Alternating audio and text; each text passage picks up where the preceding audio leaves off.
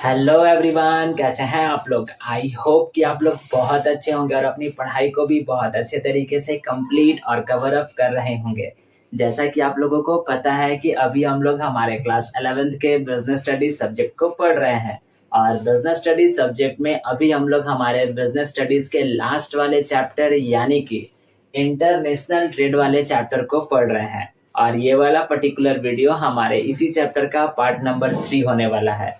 तो आइए बिना वक्त गवाए बिना देरी किए आज के इस क्लास को, आज के इस वीडियो को शुरू करते हैं और हम लोग पढ़ते हैं हमारे आज वाले टॉपिक्स को।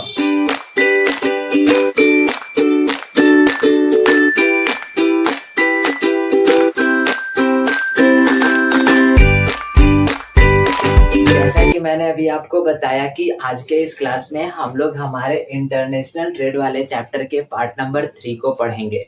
सो बेसिकली इस वाले पार्ट में हम लोग कौन से टॉपिक को पढ़ेंगे, तो इस वाले पार्ट में हम लोग हमारे इंटरनेशनल ट्रेड वाले चैप्टर के 2 और टॉपिक को पढ़ेंगे, जिसमें से पहला वाला टॉपिक जो होगा वो हमारा कहता है डिसएडवांटेजेस ऑफ इंटरनेशनल ट्रेड और दूसरा वाला टॉपिक जो होगा जो हमारा कहता है डिफिकल्टीज और प्रॉब्लम्स ऑफ इंटरनेशनल ट्रेड।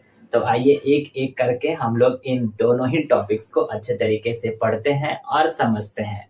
तो पहला वाला टॉपिक हमारा क्या था, इंटरनेशनल ट्रेड के डिसएडवांटेजेस। तो डिसएडवांटेज नंबर 1 हमारे पास जो है जो कहता है रिस्क टू डोमेस्टिक इंडस्ट्रीज। अब कहता क्या है कि इस इंटरनेशनल ट्रेड की वजह से हमारे कंट्री के अंदर के जो भी इंडस्ट्रीज हैं जिनको हम लोग डोमेस्टिक इंडस्ट्रीज कहते हैं उन पर एक प्रकार का खतरा मंडराता है। अब किस तरीके से खतरा मंडराता है आप लोगों को भी पता है, इंटरनेशनल ट्रेड है यानी कि फॉरेन की कंपनियां हैं। तो जब फॉरेन की कंपनियां हैं तो उनके पास हाईटेक मशीन्स हैं। तो जब हाईटेक मशीन्स है तो वो प्रोडक्शन बहुत अच्छे तरीके से कर सकती हैं। उस प्रोडक्ट की जो क्वालिटी होगी वो अच्छी होगी, साथ साथ उस प्रोडक्ट के पीछे जो पैसा लग रहा होगा वो कम लग रहा होगा।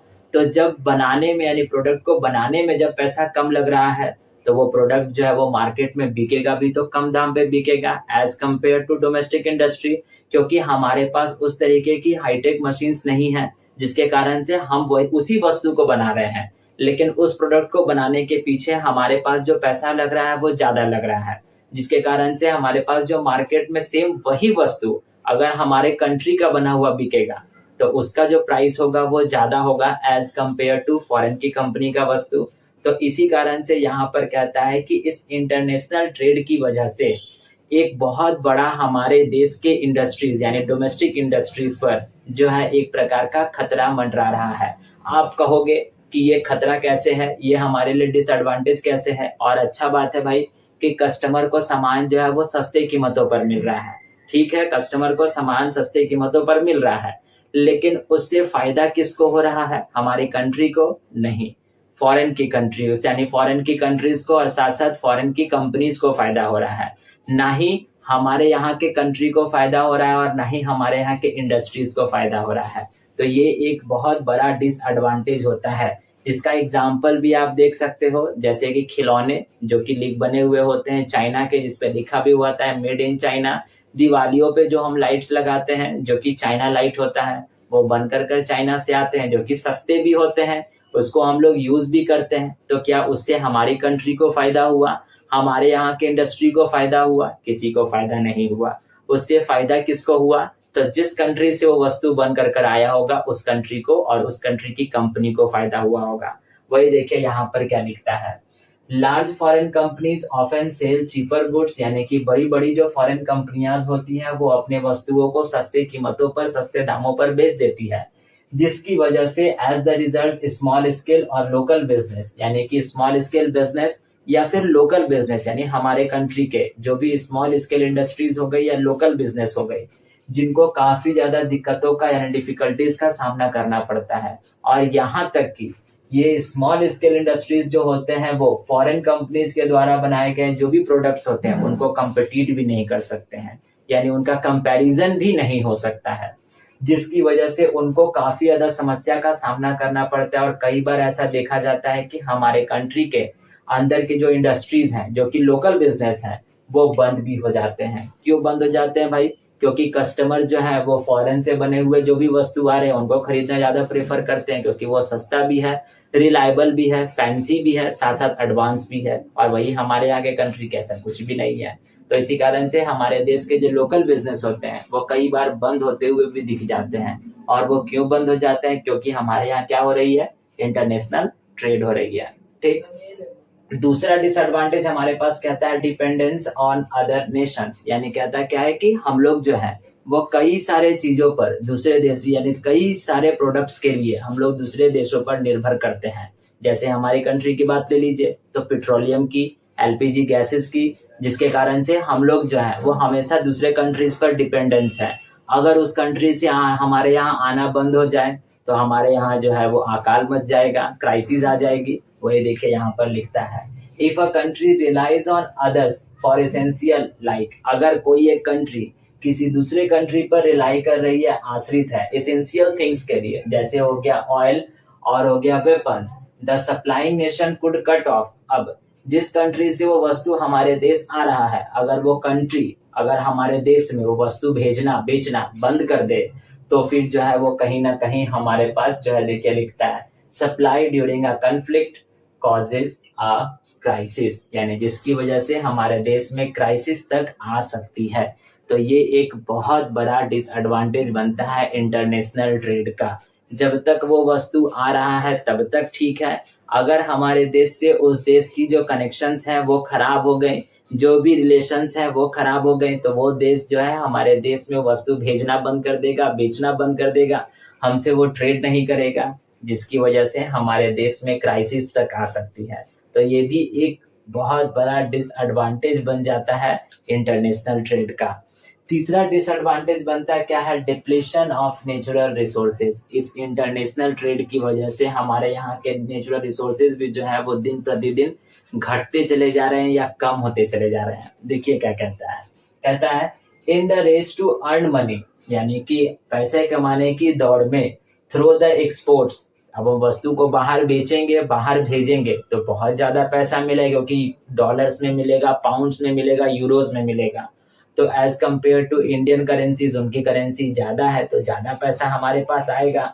तो इसकी वजह से, यानी कि ज्यादा पैसा कमाने की वजह से, resources like forest minerals are extracted rapidly, जिसके कारण से हमारे यहाँ के नेचुरल रिसोर्सेज जैसे कि मिनरल्स हो गए, फॉरेस्ट हो गए, उनकी कटाई ज्यादा होती है और तेजी में होती है, और वही मिनरल्स की खुदाई भी बहुत तेजी में हो रही है, which is harmful to the environment, जो कि हमारे इन्वायरमेंट के लिए काफी ज्यादा खतरनाक है।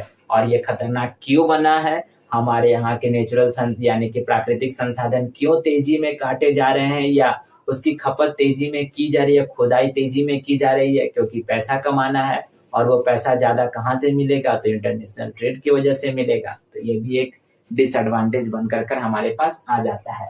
Next, cultural erosion. Cultural erosion का मतलब हो गया क्या कि इस इंटरनेशनल ट्रेड की वजह से हम लोग अपने ही देश के कल्चर को भूलते चले जा रहे हैं, क्योंकि विदेशों से आने वाले कपड़े उनको हम लोग अपना रहे हैं, उनकी ट्रेडिशंस को हम लोग अपना रहे हैं, और धीरे धीरे कर हम लोग हमारे ही कल्चर को भूलते चले जा रहे हैं। तो आखिरकार जब हम लोग अपने देश की सभ्यता को, संस्कृति को भूल रहे हैं, तो वो क्यों भूल रहे हैं, क्योंकि हम लोग विदेशों के वस्तुओं को अपना रहे हैं, उसको यूज कर रहे हैं।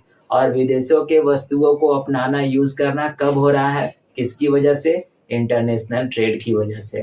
वही देखिए यहाँ पर लिखता है, adopting foreign lifestyles and clothing can lead people to forget their own traditions and local culture, यानी कि फॉरेन क्लोथिंग को हम अपना रहे हैं, फॉरेन के लाइफस्टाइल्स को अपना रहे हैं, जिसके कारण से हम लोग अपने ही देश की सभ्यता और संस्कृति को भूलते चले जा रहे हैं। और ये क्यों हो रहा है, इंटरनेशनल ट्रेड की वजह से हो रहा है। ठीक। लास्ट वन हमारे पास कहता है पॉलिटिकल इंटरफेरेंस। अब पॉलिटिकल इंटरफेरेंस का मतलब क्या हो गया कि कई बार बहुत बड़े बड़े देश, या फिर ऐसे कहा जाए कि जो डेवलप्ड कंट्रीज है, जैसे यूएसए बहुत बड़ा और बहुत अच्छा एग्जांपल इसका हमारे सामने आता है कि ये एक ऐसी कंट्री है जो डेवलप्ड कंट्री और बहुत पावरफुल कंट्री भी है, जो कि क्या करती है, इस ट्रेड को एज अ टूल के तौर पे, यानी हथियार के तौर पर इस्तेमाल करती है। और इस ट्रेड के नाम पर वो जो है हमारे कंट्री के अंदर के पॉलिटिकल मैटर्स में इंटरफेयर कर जाती है और करती है। तो ये भी एक बहुत बड़ा डिसएडवांटेज बनकर कर हमारे सामने आता है। अब आप कहोगे कि आखिरकार जब इस इंटरनेशनल ट्रेड के इतने डिसएडवांटेजेस हैं तो हमारे पास ये इंटरनेशनल ट्रेड हो ही क्यों रहे हैं, इनको क्यों नहीं बंद किया जाए।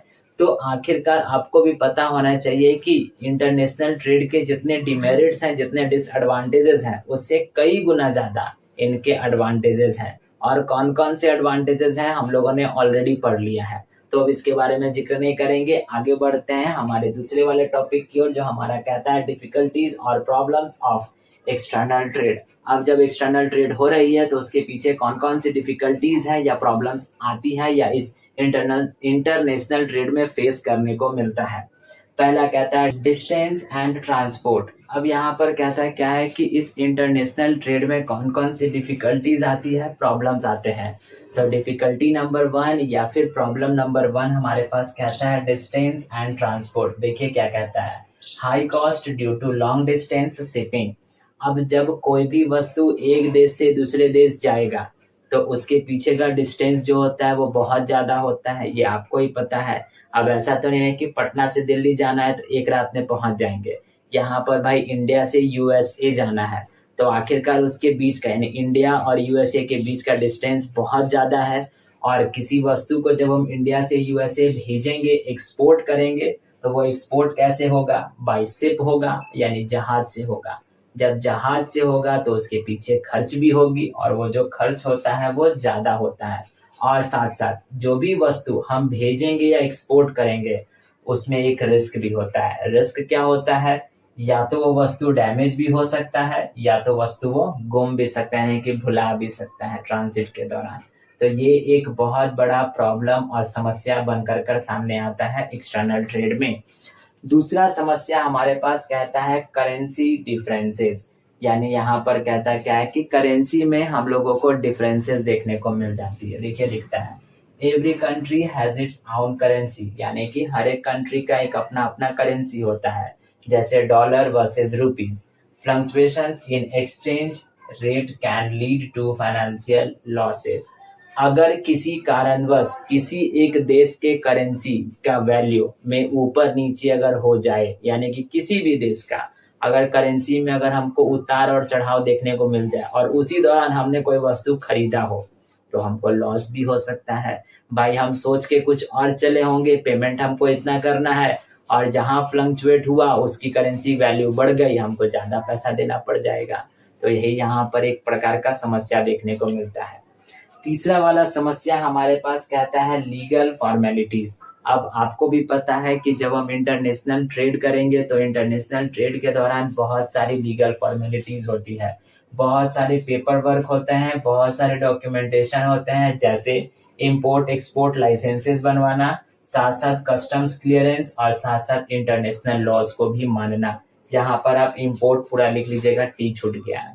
ठीक, नेक्स्ट वाला फिर हमारे पास कहता है डिफिकल्टी और प्रॉब्लम, जो हमारा कहता है हाई रिस्क। अब हाई रिस्क क्या कहता है, आइए देखते हैं। कहता है goods are exposed to greater risk like storms, यानी कि जो भी वस्तु एक देश से दूसरे देश जा रहा है तो उसके पीछे बहुत सारे रिस्क होते हैं, या फिर जो रिस्क होते हैं वो बहुत ज्यादा होते हैं। कैसे रिस्क, अब भाई सामान जा रहा है तो तूफान आ गया तो सामान खराब हो जाएगा या डूब जाएगा तो लॉस हो गया, या फिर अगर चोरी हो जाएगी तब नुकसान हो जाएगा।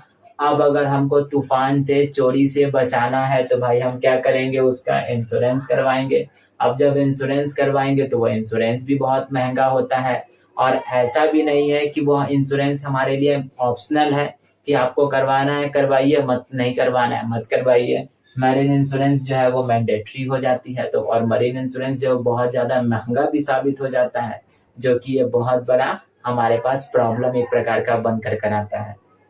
पांचवा वाला प्रॉब्लम हमारे पास कहता है पेमेंट्स रिस्क। अब देखिए अगर ट्रेड अगर इंडिया के अंदर अंदर हो, लोकल में हो तो कोई दिक्कत नहीं है, हम सामने वाले ट्रेडर को पहचान रहे हैं, सामने वाले ट्रेडर से हम पैसा वसूल सकते हैं। लेकिन अब ट्रेड अगर विदेश में हो तो विदेश को यानी विदेशी ट्रेडर को हम थोड़े पहचान रहे हैं, या विदेशी व्यापार को हम थोड़े पहचान रहे हैं। अगर हम सामान भेज दिए, पेमेंट ही नहीं आया तो एक प्रकार का रिस्क हो गया, तो पेमेंट रिस्क है, तो ये भी एक प्रकार का समस्या है। तो खैर इसका एक सॉल्यूशन हमारे पास है, जो सॉल्यूशन क्या कहता है कि traders often have to rely on a letter of credit, यानी कि जो भी ट्रेडर्स जो विदेशों के व्यापारियों को जब वस्तु को भेजते हैं या बेचते हैं तो वो इस लेटर ऑफ क्रेडिट पर भरोसा करते हैं। लेटर ऑफ क्रेडिट जिसको हम लोग एलसी भी कहते हैं। अब ये लेटर ऑफ क्रेडिट है क्या? तो लेटर ऑफ क्रेडिट एक प्रकार का डॉक्यूमेंट होता है जिसमें जो भी व्यक्ति ने या जो भी ट्रेडर ने उस सामान को बेचा है तो बैंक जो है वो कहती क्या है कि आप इस लेटर ऑफ क्रेडिट यानी उस डॉक्यूमेंट के सहारे आप ऐसा सुनिश्चित रखिए कि आपका पैसा, आपका जो अमाउंट है वो सेफ है, यानी आपका पैसा आपको मिल जाएगा। लेकिन जब हम इस लेटर ऑफ क्रेडिट को बनवाएंगे तो उसके पीछे बैंक वाला जो है वो हमसे एक्स्ट्रा फी भी लेगा, तो ये भी एक प्रकार का समस्या है। प्लस इस लेटर ऑफ क्रेडिट को बनवाने के पीछे दौड़ना धूपना भी पड़ेगा। तो ये सारे के सारे प्रॉब्लम्स जो है जो हम लोगों को एक इंटरनेशनल ट्रेड में देखने को मिल जाते हैं। ठीक है, आई होप सो कि आपको डिसएडवांटेजेस और डिफिकल्टीज और प्रॉब्लम्स ऑफ इंटरनेशनल ट्रेड अच्छे तरीके से समझ में आ गए होंगे। अभी आप क्या कीजिए, वीडियो को पॉज कर लीजिए और इसका स्क्रीनशॉट लेकर कर अपने पास रख लीजिए और मेक श्योर कि आप इसको अपने कॉपी में बहुत अच्छे तरीके से राइट डाउन कीजिएगा। ठीक है, तो आज के इस क्लास के लिए, आज के इस वीडियो के लिए बस इतना ही हम लोग रहने देते हैं। अब हम लोग मिलेंगे इसी चैप्टर के नेक्स्ट वाले पार्ट पे, यानी पार्ट नंबर 4 पे। तब तक के लिए आपको पता है करना है क्या, अगर आप वीडियो को यहाँ तक देखे हो, ये सारे के सारे पॉइंट्स, मेरी बातें आपको अच्छे तरीके से समझ में आ गई हैं, तो वीडियो को लाइक करके जाइएगा। चैनल पर नए होंगे तो चैनल को सब्सक्राइब भी कर लीजिएगा और अपने फ्रेंड्स के साथ शेयर भी करते जाइएगा। अब हम लोग मिलेंगे इसी चैप्टर के नेक्स्ट वाले पार्ट पे, यानी पार्ट नंबर 4 पे। तब तक के लिए आप अपना ख्याल रखिएगा, ध्यान रखिएगा। Thank you and bye bye.